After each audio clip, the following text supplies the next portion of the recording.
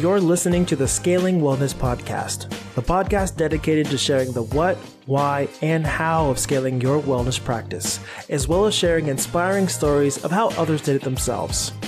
I'm your host, DJ Turner, author, agency owner, houseplant lover, and your go-to guy for scaling your wellness practice. If you're looking for tips on how to grow your team, book more clients, and get out of the day-to-day in your practice, you've come to the right place. Now sit back, relax, and let's get into the episode. What's up, everyone, and welcome back to another episode of the Scaling Wellness Podcast. Here we are in February of 2023. Holy crap, I cannot believe we've already made it. I'm really excited, got some cool things coming up, starting with getting together the Wealthy Wellness Collective. And I'll have some more details and have some more links. There's some people who've been listeners for a while, who have been part of the community, have already done some things, got a chance to meet some people, and I can't wait till we open it up to the public. What the Wealthy Wellness Collective really is about has just been a space for spa owners, massage practitioners, wellness practice owners that are not beginners.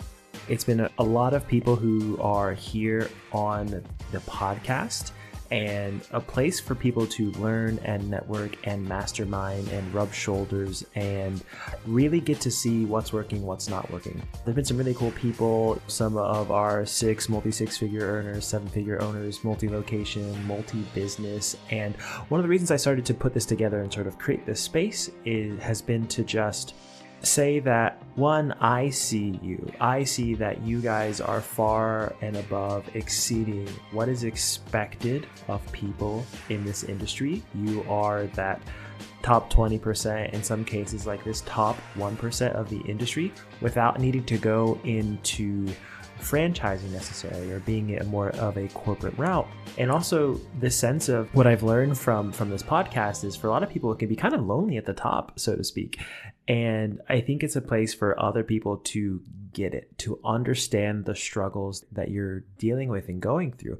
I created this podcast. People aren't talking about how to scale. People aren't talking about having to fire people. People aren't talking about what do you do when your business is at $750,000 and how much momentum you have behind that, and what kind of impact that you can do and have, what kind of legacy you might be able to leave behind. And these other very high level topics that there hasn't really been a space for before, especially in massage, especially in wellness, and coming and creating that space. And so we've got one of our first networking nights coming up online, and that's going to be really cool. And it's not quite open to the public yet. Some people have already gotten their invitations, or those are like on the way, and I just can't wait for more of that. And I can't wait to tell you more about that. Some really, really cool people. So let's get into today's episode specifically. Today, I am sitting down with Lora Lindquist. She's the CEO of Palestra Boutique Spa, which is in Charlotte, North Carolina. So she's got a really interesting story, a really cool background. So for herself, she was raised as the second of 7 kids and actually had an entrepreneurial spirit from a young age. She learned how to monetize her skills, and she just knew, like, she's this type A kind of person. Go get it. And you're going to hear it inside this episode. Funny, when she was in middle school, she actually talked to her principal about a plan to sell candy at the school so she could finance her own school trip. And she got permission. And like from that moment on, it was just this sense of, she knew how to pitch, knew how to sell, and she knew how to go and get out there and hustle. And she's taken this, combined this with her skills and love as a bodywork practitioner to build not one, but 2 really amazing businesses. So she's experienced massage therapist, 16 years of experience, and she began as a solopreneur with her business Blue Heron Massage Flies to You, a mobile massage business operating as sort of like a boutique high-end service out in the islands of South Carolina and outside of Charlotte. And the other thing that she went and did is go and now buy another business and expand her spa. And she bought into Palestra and was able to take a business that was doing okay and really take it to the next level. And so in a really short period, around 2.5, 3 years, the team has grown. She's 4 estheticians, 10 massage therapists, and they're able to offer a really diverse set of services to create the most opulent spa experience for all guests. She really has a great sense of creating very high quality experiences for a clientele who's really happy to go pay for it. And so this episode, we're going to dive into some of the particulars, how she struggles to manage that transition, like what that has been like. What did she do for her, build her team culture as in buying in this business, and what was she going to do to set the new direction? What did she do to structure with growth? How is she handling a large number of clients? How is she handling a large number of practitioners? And a little bit about some of the things that she's learned from her intuition, what being a mother has taught her, and how to make business decisions. She's actually a mother to a large family as well. And some of those things that she's learned as a parent has paralleled into her as a business owner. So it's a really fun conversation. I think you're going to learn a lot. And Laura's a fantastic woman. I think you're going to hear it pretty quickly in this interview. So without any further ado, here's my conversation with Lora, CEO of Palestra Boutique Spa.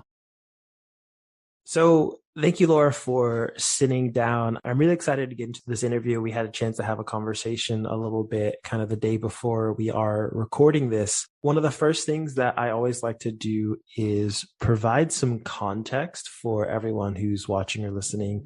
So I want you to just describe your business as it is today. I know you have more than one business actually. So tell us about what you've got going on, the team, the physical space, what you do, and just what you guys are all about.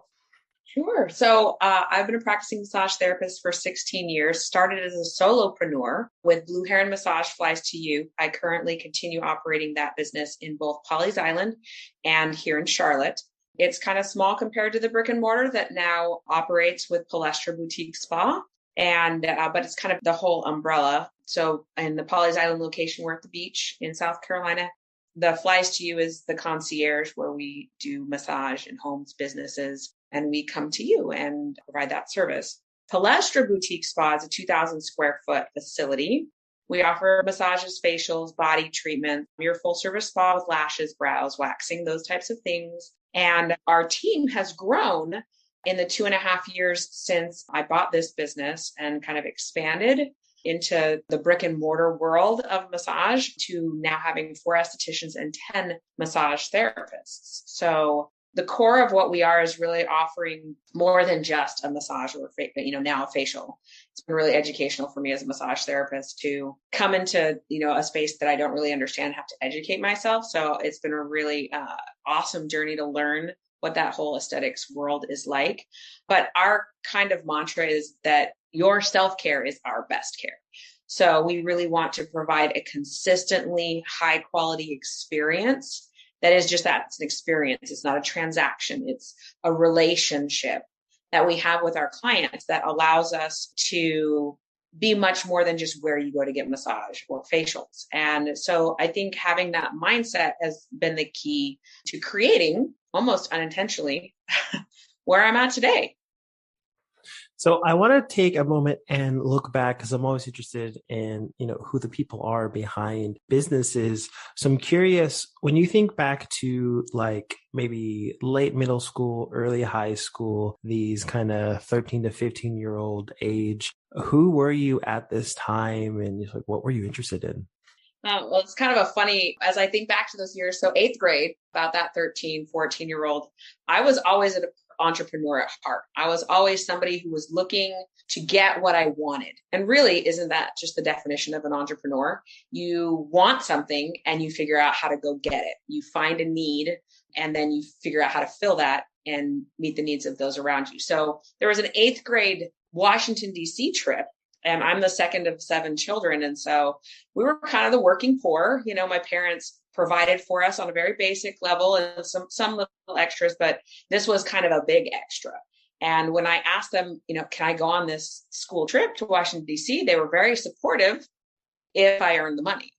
So it was $829, which is a little bit daunting. This back in the early 1990s. It's a lot of money for a 13-year-old. And they're like, yeah, you figure out a way to earn the money, we'll sign the permission slips. And so my brain got turning and I thought, well, what can I sell? What can I offer? What do people my age want? You know, my captive audience are other middle schoolers. And what do middle schoolers want that they can't get in school? And that was really easy. The answer was candy. And so I put together a business proposal and I went to the principal and I said, I really want to go on this trip. My parents have, put this stipulations, and I asked for permission to sell candy. And I lived right around the corner from, at the time, what was a Smart and Final. This is in California, and could walk there. I asked for a $35 loan from my parents to invest in my original products, and then ended up paying that back, put together this whole business plan. And in 4 months, I was able to earn $1,300. They couldn't wait for me to reach my goal, so there wouldn't be candy wrappers all over the school. But I learned so much about business from that experience. I learned about people stole from me.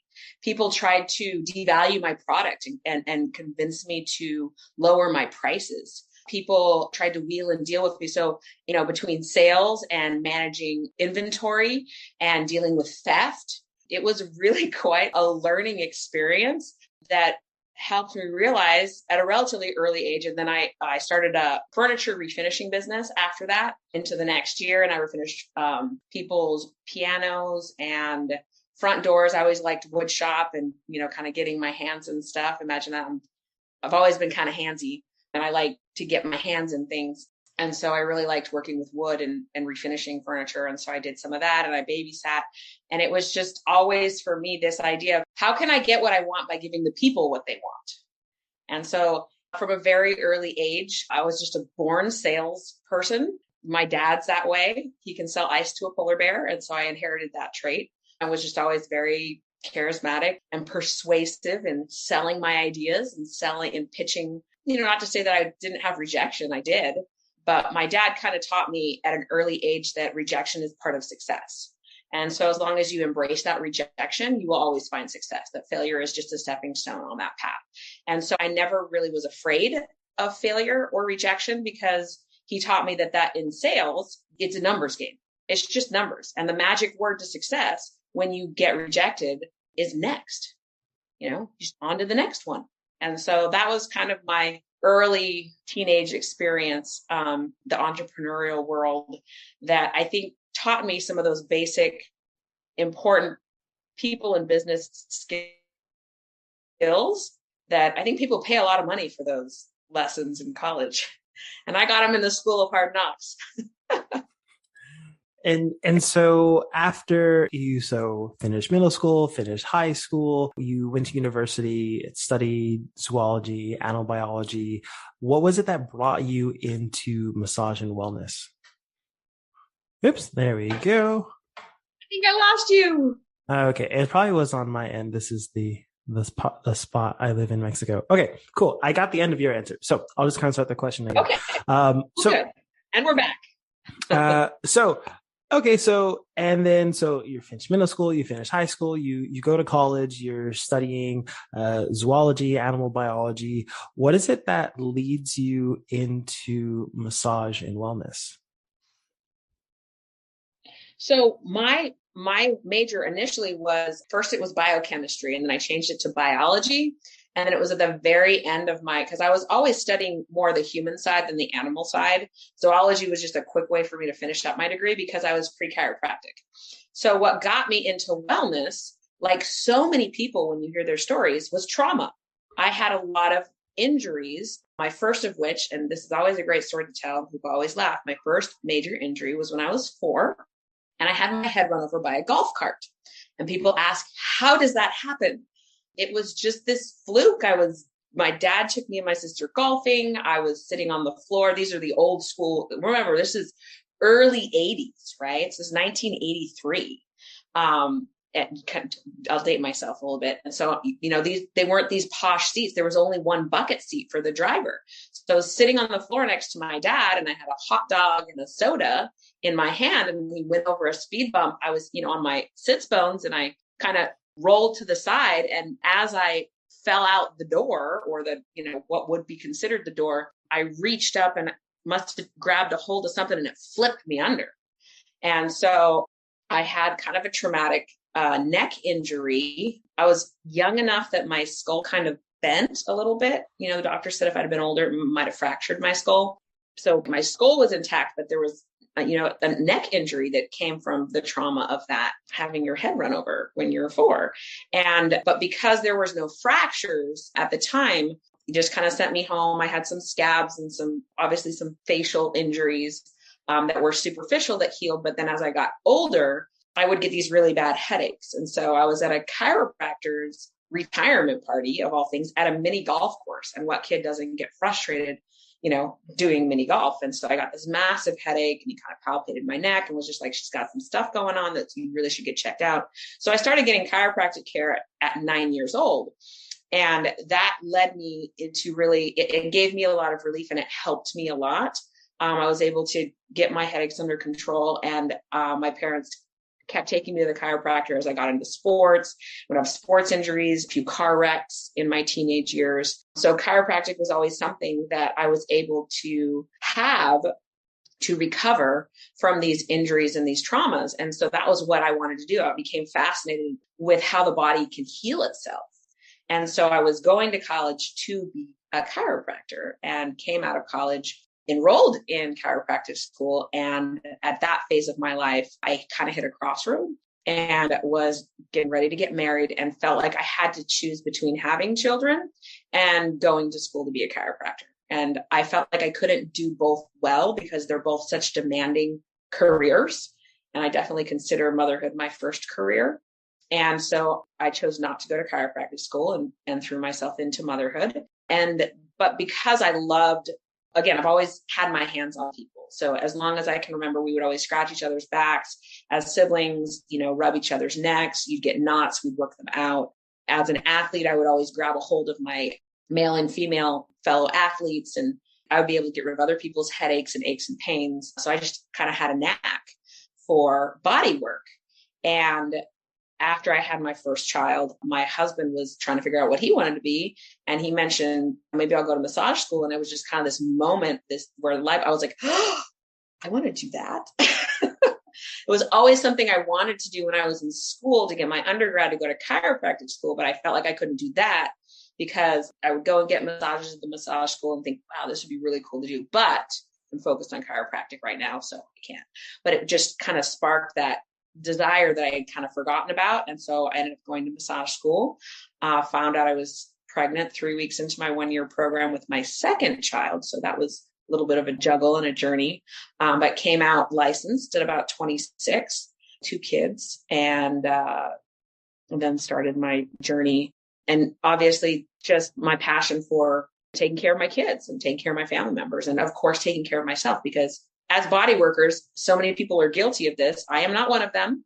A lot of people don't take care of themselves. And I've always made sure that I've gotten regular massages and regular chiropractic care to take care of myself, because as practitioners, we can't give what we don't have. And so that's really important. And I've always committed to caring for myself so that I can care for others. So I want to look at how things are now with Palestra, starting as a solopreneur and then buying into an existing business. And so my question is, how did Palestra come about, especially in its current form? Can you walk us through finding the location, buying into it, and what you've been able to do since then? Yeah, it's kind of funny. That was also a little bit of an accident that my husband helped me stumble into.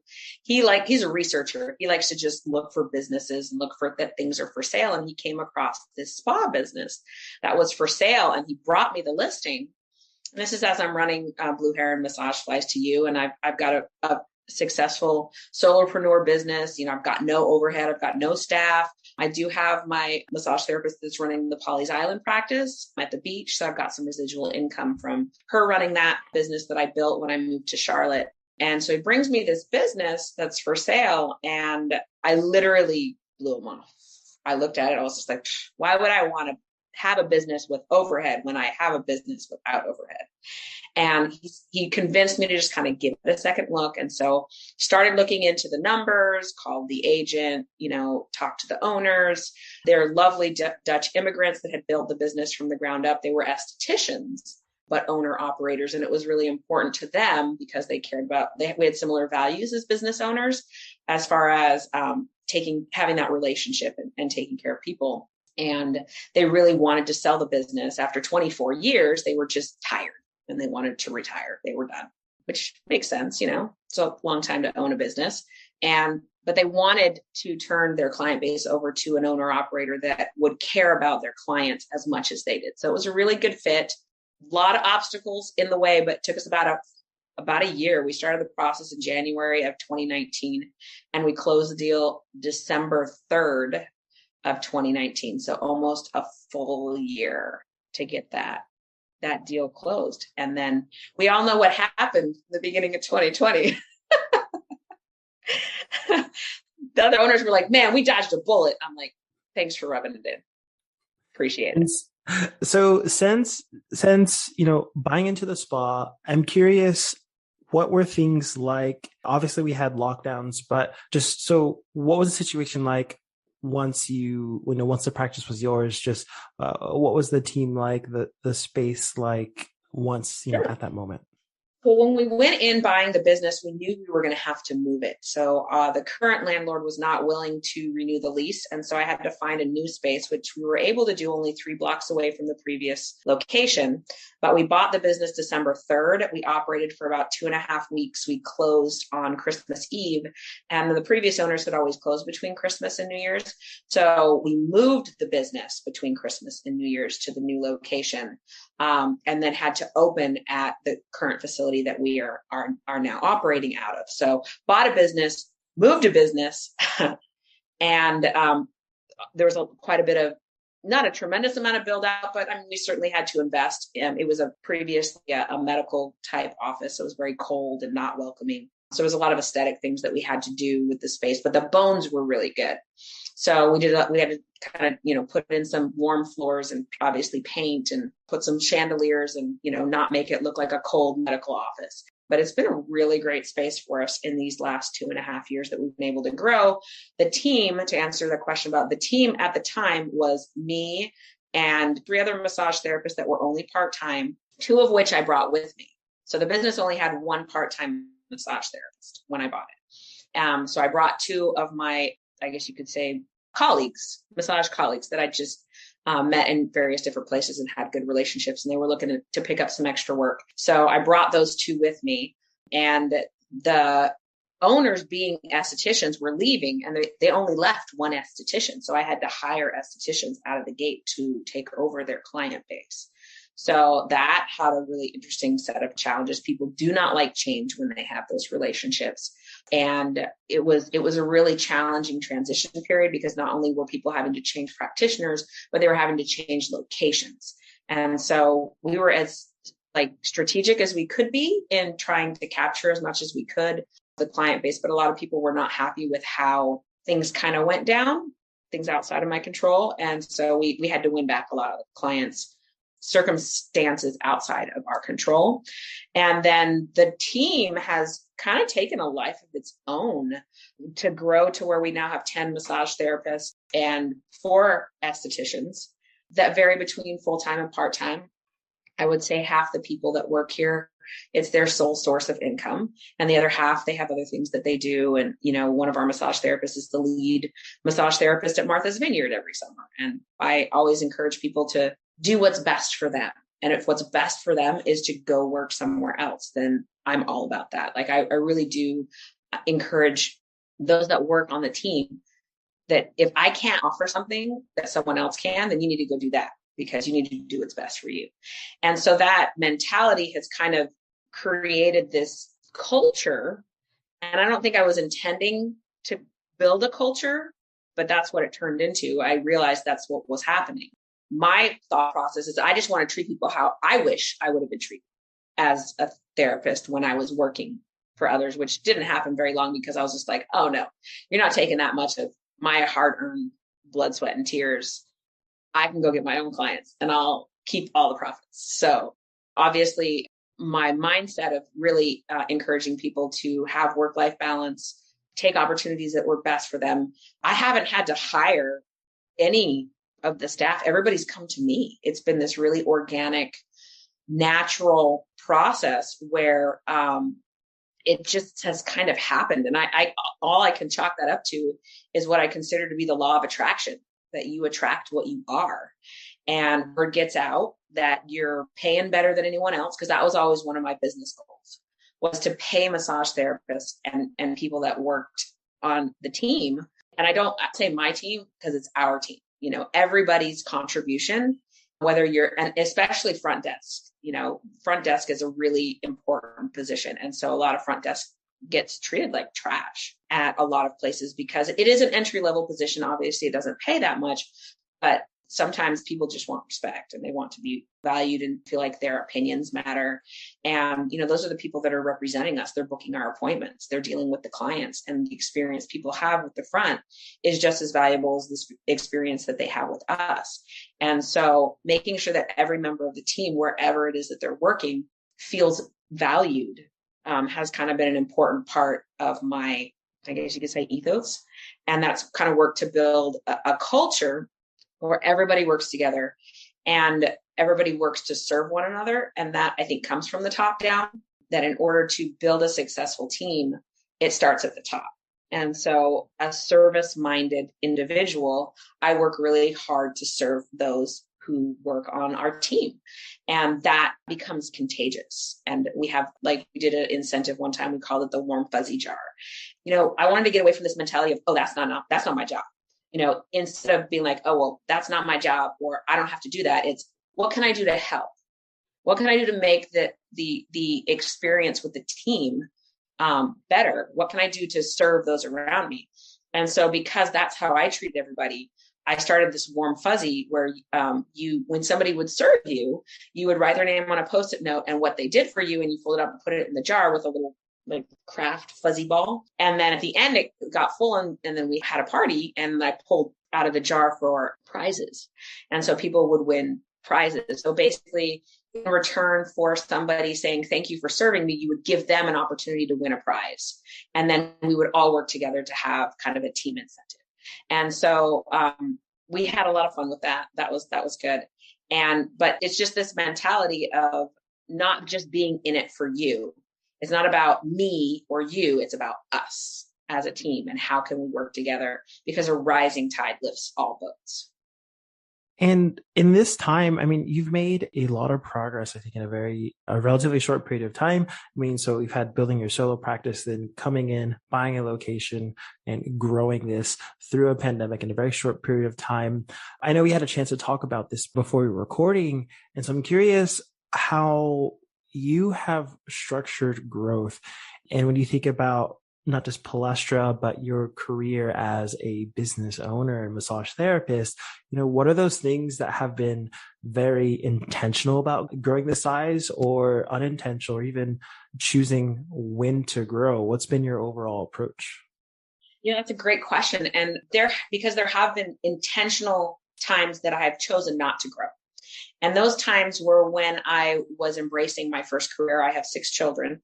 And so I spent the better part of 13 years growing a business, but keeping it small enough that I could have that work-life balance where I could pay the bills, but that I could be home with my kids, and I could kind of balance that, which is why I'm so empathetic to women who want to have children. And I would always encourage that work-life balance and encourage them that if that's a priority for them, like it was for me, I would always be very supportive of that.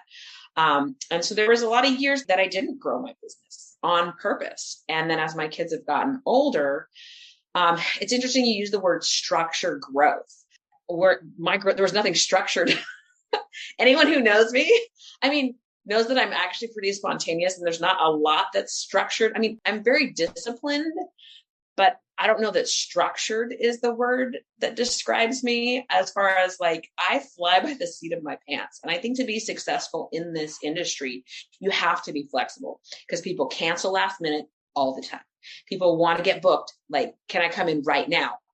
All the time. It's a very emotional kind of impulsive booking. Sometimes there are those who will plan ahead, but a lot of times we capture a lot of last minute business.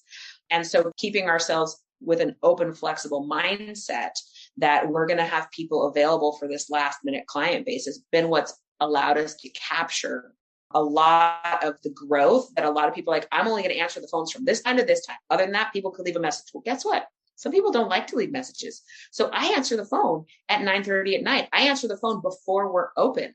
I answer the phone the days we're closed, because people want that relationship and they want to talk to somebody. And so there's a lot of business that we capture that otherwise, they're going to hang up and call somebody else. I mean, when I was getting ready to find a lawyer to close on my home loan, I literally would call, and the first person that picked up, a human being picked up, I'm like, I'm using you. And that is valuable in business. There are plenty of services and automated AI, please listen to all these messages for 5 minutes and push all these buttons. People, I, for one, hate that. And so I would never have a phone system like that in my business. It's just very mechanical. It's cold. It's not, and approaching it from a point of view where you're embracing people from the start of that conversation, I think leans to that. So it's not so much about structure as it's just, I don't know, good habits and good people skills. Maybe that's structure, but it kind of has almost accidentally happened. I mean, I want to grow and I work really hard and I put in the hours and I sacrifice, but I mean, and maybe that's structure. I don't know. I live my life a day at a time. I wake up, I look at my schedule. I'm like, what am I doing today? Because I can't remember. That's why I write everything down. And kind of an interesting, anybody that's a massage therapist will probably relate to this or knows lots of massage therapists. Most of us are some sort of high level of ADD or ADHD. Like we're just all over the place. And that's part of our genius is this industry attracts people with that sort of mindset where you are flexible and you are spontaneous and you are kind of a hot mess up here all the time, which is why massage therapists have a reputation for being flaky or unprofessional, or because some people haven't quite mastered the professionalism. And so there's that balance to be had between being ADD or ADHD, but still being professional and being consistent and putting those, I guess I'm structured in that I live and die by my calendar. But aside from that, and my business plan, the plan was survive a day at a time. And opportunities just kind of presented themselves. And when I felt like it was a good opportunity, I would proceed until it all of a sudden felt like not a good opportunity. And then I would back away. Palestra was not my first attempt at having my own brick and mortar. I had another opportunity that I engaged in and then backed away because it was not a good energy. It was not a good dynamic. It was not the type of team mentality and mutual respect. It was, we're up here, you're down here. And, wasn't very long before I was like, yeah, this is not my jam. So I think the biggest thing that I could share with people about growth is, and a lot of this comes back to analogies on kids, right? So I got lots of kids. When a kid is growing, they're not thinking about it. Kids don't think about growing, but they grow every day. But what kids have to do is they have to eat their vegetables. They have to go to bed and get enough sleep. They have to get exercise and do all these things. So I think growth is more of a habit than it is like a goal. Because true growth, you don't wake up and say, I'm going to grow X amount today, any more than you would be able to measure that with your kids. But over the course of a year, you can look back and be like, wow, look how, it's growth happens so slowly that if you focus on it, you're going to miss other things. So I think growth is more of like just kind of a mindset than it is like a structured plan. And for me, at least, it's been working pretty well to kind of embrace it like that. But yeah, I like to just think of growth as something that happens when it's meant to happen. Just kind of buckle in and listen to the intuition. As body workers, we're very intuitive. And to listen to those times that we feel like now's the time to take advantage of that opportunity, or now's the time to back away from an opportunity. Now's the time to lean in and work really hard and work to grow. Now's the time to hold back. And I would encourage anybody that is either just getting into this field or trying to figure out where they go next, you'll know when the time is right. And don't listen to other people, because other people aren't you, especially like the analytical people in the world that are going to try to compartmentalize and take the feels out of what we do. So much of success in this industry is trusting yourself and trusting and having faith in that today's going to take you where today takes you. And it could be totally different than what I have on my calendar. I mean, how many times do we wake up as body workers and we have 6 people on our books and we end up with 1? They all sick, canceled, forgot, plane delayed. Another day we wake up, we got nothing on our book and we end up with 7 hours. Somebody calls and boom. I tell people all the time, that's how the game is played. So growth is kind of the same way. It comes when it comes, and how it comes, and when it comes, when it wants. And you just have to be open and receptive to that. It's like riding a wave in the ocean. Just jump in and let it take you where it takes you and enjoy the ride. Because you're not in control.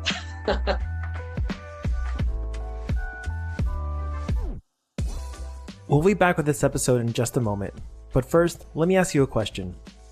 Does it ever feel like you're stuck on some sort of business treadmill? Despite all the hard work you put in, it feels like you aren't actually going anywhere. And at first, growing your practice and filling it with clients was everything you ever dreamed of.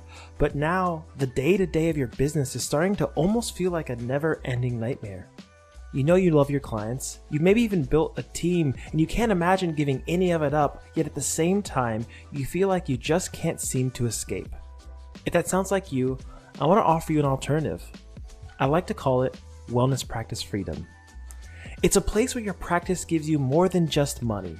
When you get to this point, you're no longer the main engine in the vehicle, and instead, you finally get to act like the driver.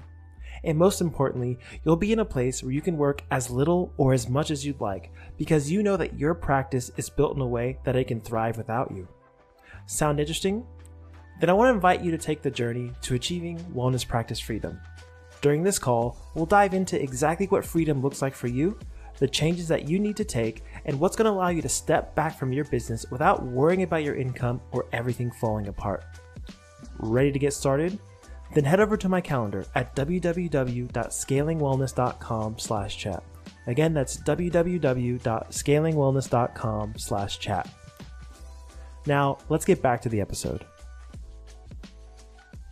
So your business has grown so much, and one of the things I'm really interested in, so the theme of this podcast being this idea of scaling beyond yourself and going from being yourself, having one other person, having this small team, having this large team.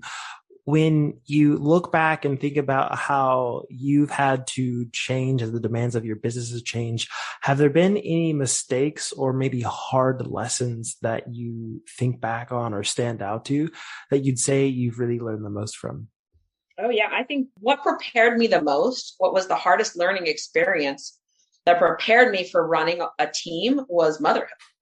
Because I tell people all the time, it's like I come to work and I feel like I'm dealing with children. They all have their individual needs. Not that they're not professional adults. They are.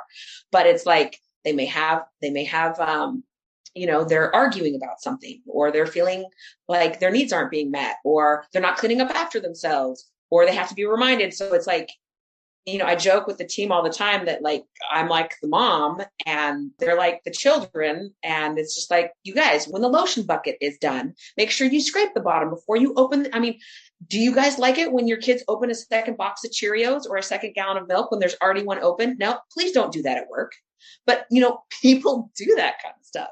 And so motherhood and the hard knocks of learning how to be a mom have really prepared me to be a business owner and to run a team, and to your team members, all the different members differently, because you have to embrace their differences. Like as a parent, you learn your kids aren't all the same. You can't love them the same. You can't treat them the same because they all have different needs. And so likewise, that's the lesson that I carried over into my business is I have to really get to know each person on the team and what are their needs and where are they coming from and what's their point of reference and what's their personality and how can I best serve them? Because just like with children, that's all going to be different. It's even more so because I grew up in the San Francisco Bay Area, so diversity was just kind of a natural thing for me growing up. And so again, it's kind of been this great natural thing that we've had a really culturally diverse team. We've got Latins and Jamaicans and we've had Europeans and people from all different walks of life and ages.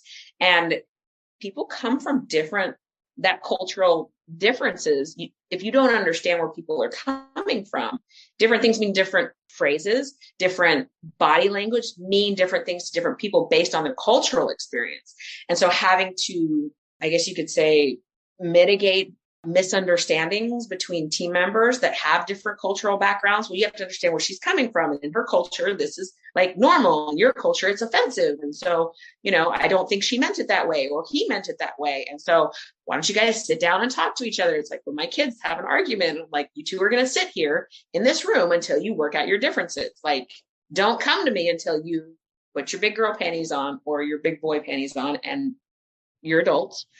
Work out your, and then if you need help navigating that, I'm happy to step in, but you guys work on that first. I would say another hard lesson that I've learned, I'm a very transparent person. And one of the weaknesses that comes with that is sometimes I can overshare. So I think as a parent, sometimes like with kids, like you don't want to, there are some things that are adult topics. There are some things that are business owner topics that those that are not business owners can't understand and won't appreciate. And if you try to explain it to them, they just look at you like, kids look at you like, what are you talking about? And so I think as a business owner, it's important that you don't overshare, because those that are W-2'd or 1099 and are working in an employee capacity don't understand what it's like to either be in management or business owner, because they haven't had that experience. And just like it's unfair to expect a kid to understand you as an adult, you can't expect somebody that's working in an employee capacity. It's not that they're better or worse, it's just different. And you have to kind of respect that that's where they're at in their professional development or in their professional preference, because some people just prefer to be employees. They don't want the responsibility or the stress or the inconsistency of being an entrepreneur. And truth be told, we need more employees than we do managers or entrepreneurs to make society work. And so we have to respect where they're at. And so not oversharing. And sometimes leadership is lonely. And so it's important that instead of trying to share your frustrations or experiences with people who are not in that same phase of business development, you have to find people who are. And I've done that through networking and working with other business owners, some of which are in the massage industry and some of which are not, because a lot of business principles translate across many different industries. But I definitely have massage therapy mentors and have been able, we've been able to bounce different ideas off of each other. But don't overshare with people who can't relate to your experiences, because you're both just going to get frustrated and it just doesn't work. So I would say that's probably one of the biggest lessons that I've learned the hard way, because then they think you're trying to make them feel guilty or that you don't value their contribution, when really they don't understand any more than a kindergartner that can add and subtract understands calculus. They're not there yet. And not that there's anything wrong with the kindergartner. They just haven't grown into that space, or they don't want to, which is also okay. And so being okay with wherever people choose to be and respecting wherever people are at, I think is really important. You can't make people be something that you want them to be. You need to respect them where they choose to be and serve them where they choose to be and work with them where they choose to be. And when they want to grow or learn more or take it to the next level, they'll come and will ask. And that's when you can be a mentor, but you can't impose that on people. Never ends well. So this has been a fantastic conversation. I've got a few more short questions. I don't need to have short answers. One of the first ones, I'm curious, what's your current obsession? What's the thing you think about often or spend all your time doing or just want to tell other people about? It's so funny when you say obsessive, like I don't associate with that word because I consider myself really even keel. I'm not really an obsessive person. Like I don't watch TV because people get like all into like, when I think of obsession, I think of like YouTube channels or shows or, people that get up, oh, it's my obsession. And I'm like, I don't even watch TV and I don't watch any shows. I barely watch movies. But if there was something I had to be obsessed about, something that I spent a lot of time doing and that I really enjoy and that I talk about a lot, it would be networking. So I belong to a really awesome networking group. I've done a lot of different types. It's called the Hood Harget Breakfast Club here in Charlotte. And so I tell a lot of people about that. It's responsible for a lot of the growth that I've been able to experience in building these relationships with these business owners. I've met a lot of peers that I can, like I said, those bouncing ideas off of people. And when you're coming against struggles, those are like-minded professionals who you could go to with your frustrations, as opposed to members of your team who haven't had those experiences. So I if I'm obsessed about anything, it's people. I love people. And so for me, walking into a room, going to lunches, going to events, going to any type of personal development, they bring in really awesome speakers that are really A-list, high-level athletes, newscasters, performers, business people, military personnel from all walks of life. And so I love that stuff. Like what was a really cool experience that the club provided me was they had the drummer of Pink, Mark Schulman, a couple months ago. And to keep it fresh and interesting, they decided, hey, is there anybody in the club that's a musician? And I am a singer and have sung since I was very young, a professionally classically trained musician as a young kid. And so it was amazing to see like people come out of the woodworks. There's like 10 or 12 of us between the drums and the keys and the singers and the bass guitarist. And we like threw together this band in no joke, like 12 hours. We practiced once and then we got up and we performed with the drummer of Pink. And it was totally awesome. And it created like those of us that performed on that stage together that maybe hadn't had business relationships is like, we're always going to have the Target Breakfast Club band. And it just looking for those opportunities to create fun experiences. I'm all about the fun. If I'm obsessed with anything, it's fun. I love to have fun. I love to work. My husband would tell you I'm also an obsessive workaholic, but for me, work is fun. So it works for me, but I love people. I love working and I love to have fun. And that's probably what I spend most of my extra time doing because I like to be productive. I also train for Spartan races. So, I mean, some people may consider that an obsession and savage races. So maybe that's an obsession. Like I love fitness and exercise and again, taking care of my body and keeping it very fit. I guess you could say an obsession. I just think it's a good habit. It brings me balance and it brings me joy. And so when you think back to your own personal growth journey, your business growth journey, is there any resource that really stands out as a favorite of yours? It could be a book, a podcast, a person, a course, just whatever, something or someone that really stands out as being a favorite or especially helpful. Absolutely. So this one was kind of hard and kind of easy because when I was thinking about books, I'm not a big reader or I don't watch TV or podcasts, but I was thinking, what is my best resource? And then when I thought about it in that context, it became easy. And my biggest resource is God, my faith. And so my relationship with the divine has provided me with more guidance and more direction in where to go in my personal life, in my business life. I enjoy studying the scriptures. I enjoy listening to uplifting. When I go out and run, I'll turn on inspirational talks that faith-based leaders will share. And I'll look for those life lessons and I'll look for how I can improve myself. So for me, my faith, I would say has been the greatest resource in helping me over trials and helping me over frustrations and helping me feel inspired and getting ideas for where I need to go, either personally or in business. I know it sounds a little cheesy, but my greatest resource really has been God. And my last question, just we've covered so much. Are there any final words of advice for our listeners? Well, good nugget. So I know one of the questions I read beforehand, what is your key to success, like your secret ingredient? And so for me, I have come to understand and realize that you can't be good at everything all the time. There are some things that I'm really, really good at. And some things I'm really, really not. So becoming aware, what are your strengths? What are your weaknesses? I can identify your strengths, really lean into those and really spend most of your time doing what you're the best at. And then surround yourself with people that are smarter than you in all your weaknesses. So accounting, I'm terrible. I have a good accountant. Marketing, social media, not interested, but I surround myself with people who enjoy and are as passionate about those things, legalese, inventory and ordering.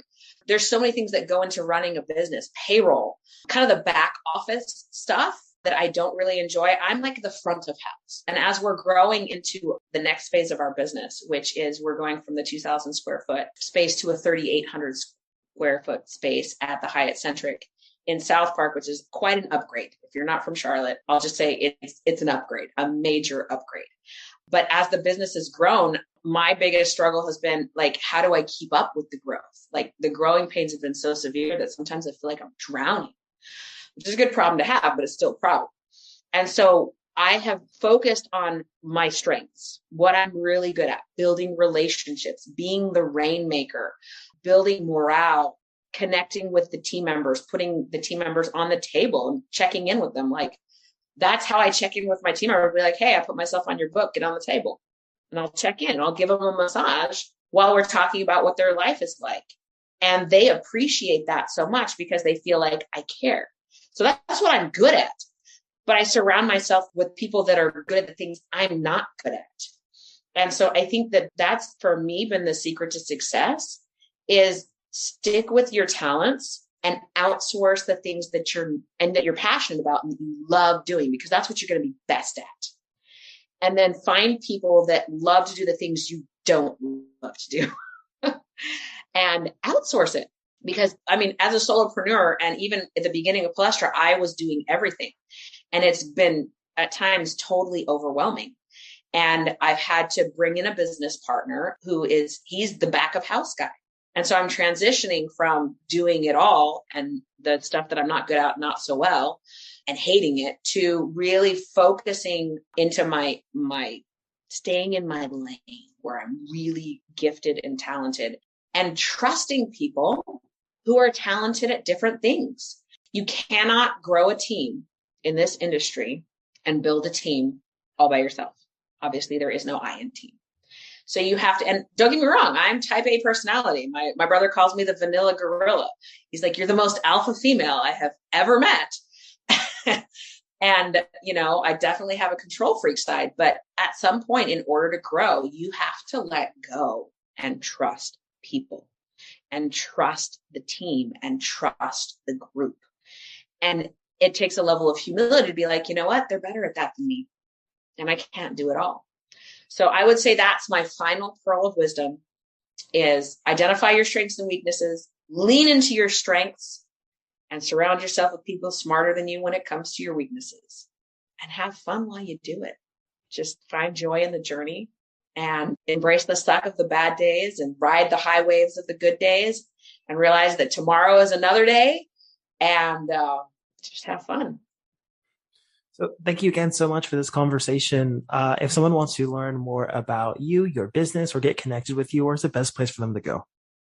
So I have obviously the website of Palestra Boutique Spa, and Blue Heron Massage flies to you. I also do some legal consulting, and that is Price Lindquist Consulting. That's where I step in as an expert witness to different legal cases where there's been accusations of sexual assault or personal injury. I also have my personal LinkedIn page. I always like to connect with people on LinkedIn. I have a podcast that I've taken, I was telling DJ about that I've taken a break from because I've had some other personal balance things I've had to do, but it's called Lipstick in the Trenches. So you can find that on YouTube, Facebook, Instagram. I'm really not hard to find. If you can't find me, you ain't looking. But just make sure you spell my name right. It's Lora, Lora. It's phonetic. So if you go looking for an Lara or an Laura, you will probably not find me, but you type in Lora and the list gets real short, especially when you type Lindquist at the end. I don't think there's too many of us out there. So real easy to find. So thank you again. And thanks to everyone who's watching, listening, however it is you're consuming this content. That's all for this interview, and I'll catch everyone on the next one. The Scaling Wellness Podcast is hosted and produced by yours truly, DJ Turner. Administration, guest research, editing, and associate production by Helen C. For highlights and updates, follow us on Instagram at Scaling Wellness. And for more information on how to scale your practice up and get out of the day-to-day, head to www.scalingwellness.com.